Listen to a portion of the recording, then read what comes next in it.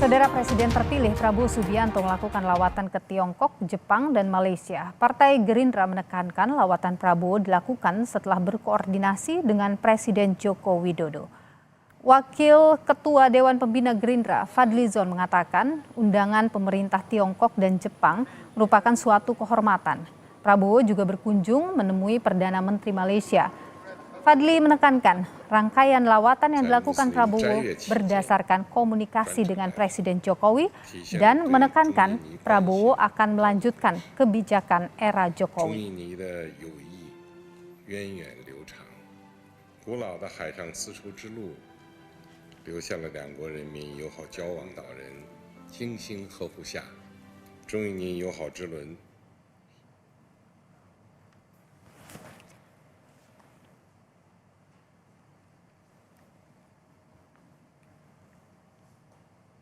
Pastilah itu atas komunikasi dengan Presiden Jokowi. Pak Prabowo juga menyampaikan bahwa pemerintahan yang nanti dia pimpin akan melanjutkan dan apa yang sudah dilakukan pada pemerintahan Pak Jokowi menjadi fondasi untuk memperkuat hubungan dengan China ke depan.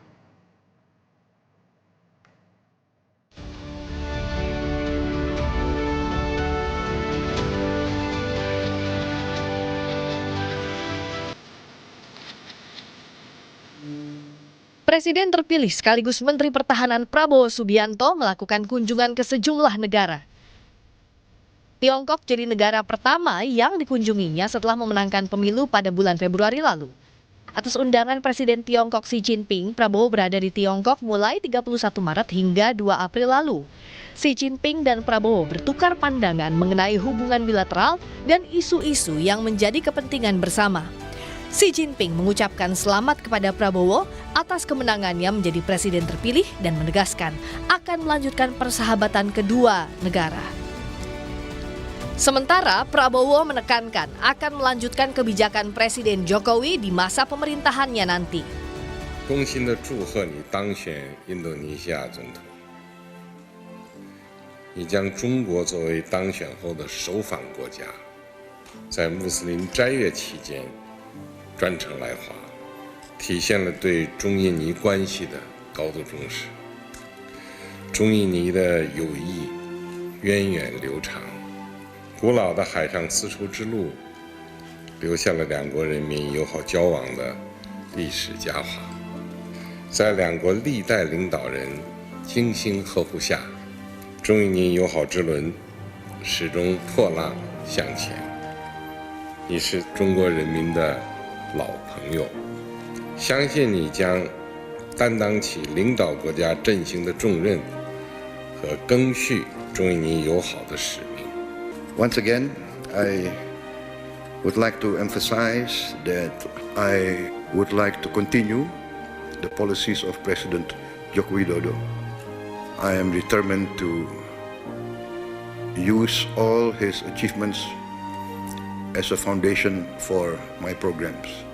I fully support closer and higher quality relationship between the People's Republic of China and Indonesia. Prabowo melanjutkan lawatannya dengan menemui Perdana Menteri Jepang Fumio Kishida Rabu lalu dan mengatakan ia ingin lebih memperkuat hubungan antara kedua negara. Jepang juga berkomitmen mengembangkan hubungan yang lebih erat dengan negara-negara Asia Tenggara, khususnya di bidang keamanan dan pertahanan maritim. Dari Jepang, Prabowo bertemu Perdana Menteri Malaysia Anwar Ibrahim dan keduanya menegaskan akan membahas langkah selanjutnya untuk memperkuat hubungan bilateral dan juga bertukar pandangan mengenai pengalaman politik mereka. Ini jadi kunjungan perdana Prabowo Subianto setelah diumumkan KPU sebagai presiden terpilih sekaligus masih dalam jabatannya sebagai Menteri Pertahanan. Selain memperkuat kerjasama di bidang pertahanan, lawatan Prabowo ini sekaligus mempersiapkan transisi pemerintahannya dengan Presiden Joko Widodo jelang pelantikan pada Oktober mendatang.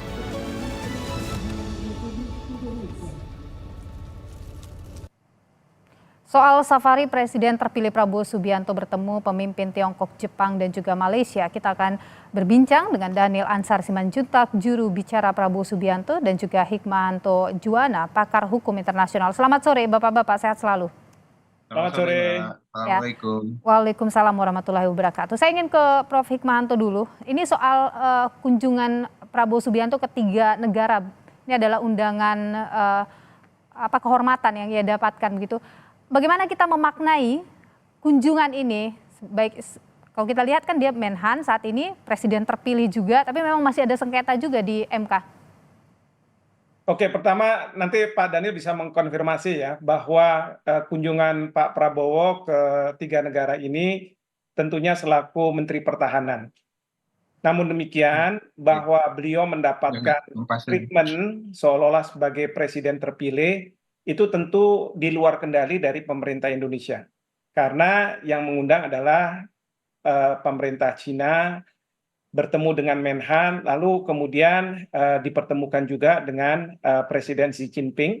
Dan di dalam pertemuan itu Presiden Xi Jinping mungkin sudah mendengar dari kedutaan besarnya bahwa Pak Prabowo sudah resmi dinyatakan menang oleh KPU. Karena KPU ini kan sebenarnya putusan akhir bahwa ada proses di MK ini, memang ini seperti kayak pengadilan ini semacam peninjauan kembali begitu ya. Dan Pak Prabowo setahu saya menghormati, maka juru bicara sudah mengatakan bahwa beliau berangkat sebagai Menhan, dan Pak Pratikno Setnek juga mengatakan bahwa dalam kapasitas sebagai Menhan. Demikian juga ke Jepang. Ke Jepang ini mungkin juga sudah dipersiapkan sejak lama. Dan kemudian kalau ke Malaysia, dugaan saya ini, tapi Pak Daniel bisa mengkonfirmasi, ini berkaitan dengan 2 orang sahabat yang sudah lama, dan kebetulan mungkin Pak Anwar Ibrahim, Perdana Menteri, sudah menganggap bahwa Pak Prabowo sebagai presiden terpilih, dan beliau sudah memberikan selamat juga kepada Pak Prabowo pada waktu bahkan sebelum ada KPU ya, tetapi pada waktu sudah ada hasil dari quick count. Jadi seperti itu. Oke. Dan kedua yang ingin saya sampaikan adalah Pak Prabowo menjaga politik luar negeri yang bebas aktif.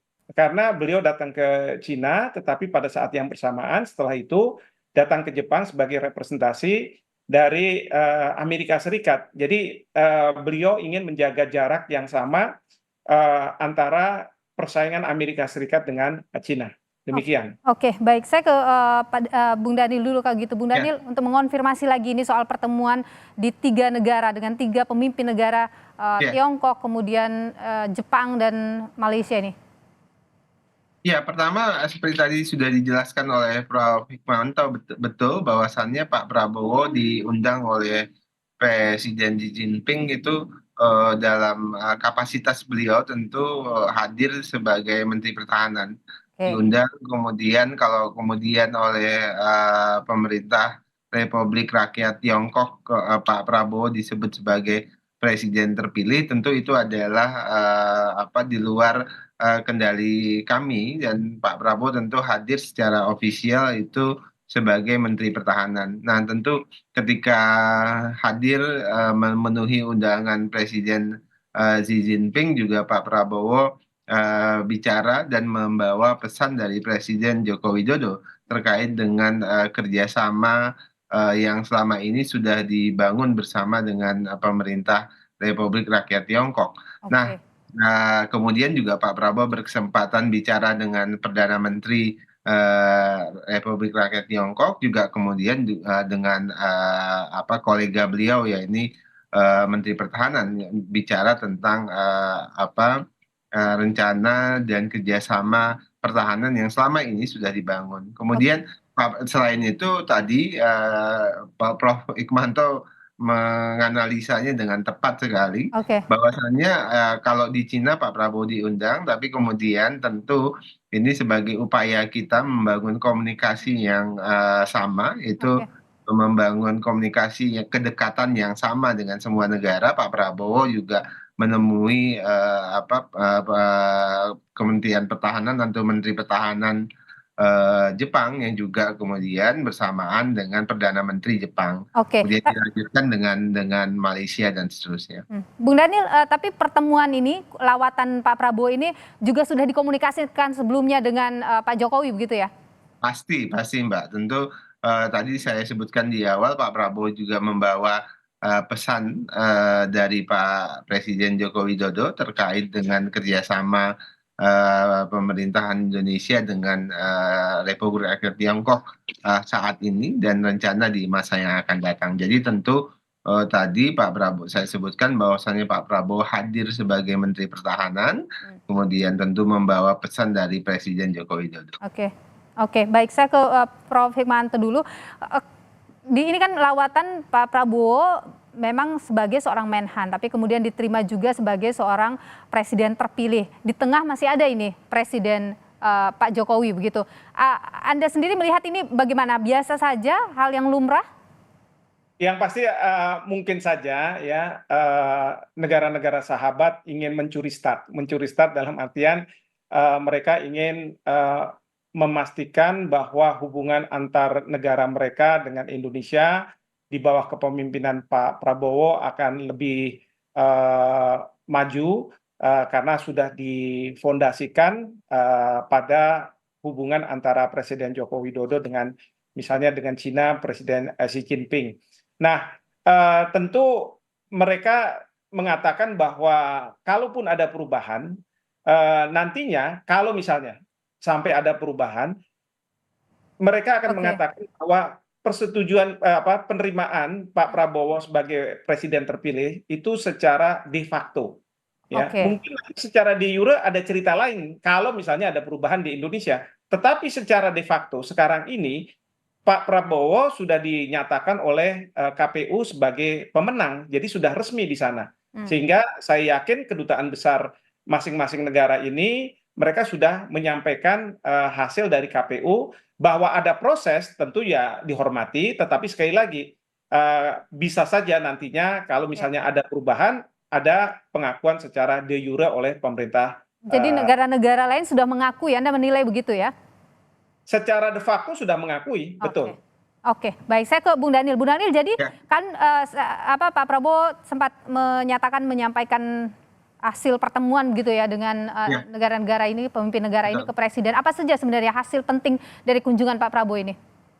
Ya itu tadi komitmen pemerintah Republik Rakyat Tiongkok misalnya untuk terus merawat kerjasama strategis dengan Indonesia terkait dengan kerjasama ekonomi, kemudian pertahanan, kebudayaan, dan banyak kerjasama lain lagi yang insya Allah diupayakan untuk terus diperluas. Dan di sisi lain Pak Prabowo juga melaporkan tentu komunikasi beliau dengan pemerintah Jepang terkait juga dengan kerjasama industri dan pertahanan, karena kedua negara ini adalah dua negara yang sangat strategis bagi Indonesia. Di samping itu juga adalah upaya Pak Prabowo untuk menunjukkan simbolisasi bahwasannya kita berada di posisi yang setara, posisi yang menjaga kedekatan yang sama dengan semua negara. Seperti tadi saya sebutkan, politik bebas aktif sebagai sikap politik kita dalam konteks hubungan luar negeri. Baik, terima kasih Bung Daniel Ansar Simanjuntak, juru bicara Prabowo Subianto, dan juga Prof. Hikmahanto Juwana, pakar hukum internasional, sudah berbagi pandangan di Kompas Petang. Sehat selalu.